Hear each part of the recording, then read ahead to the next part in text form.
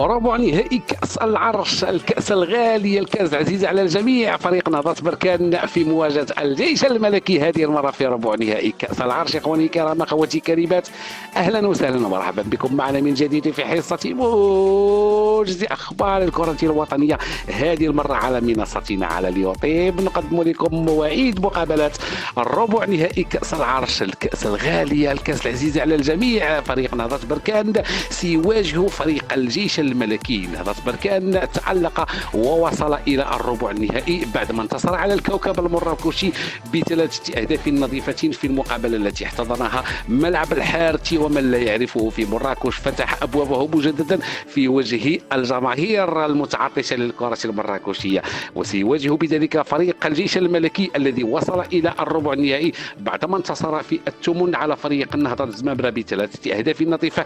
اخوتي اخواتي، كنتي جديد معنا في القناه لا باس ما تبخلش بالضغط على زر الاشتراك، ومحتاجين كذلك لايكاتكم وتفاعلكم، واللي عنده شي من صيب بارطاجي لنا هذا المحتوى المتواضع على نطاق واسع وبعجله. نعالج ونعود الى الموضوع. فريق نهضة بركان سيواجه الجيش الملكي في ربع النهائي كاس العرش، الربع الذي سيكون حتما حاسما حتما خاص بالكبار والعمالقه. كل هذا سنعينه في المقابلات الخاصه بالدور الربع النهائي التي ستكون بين يومي 13 و14 من هذه السنة، وسنخبركم لاحقا بالتوقيت واليوم بالضبط. لم يبقى لي إلا أن أقول لكم دمتم في رعاية الله، إلى اللقاء.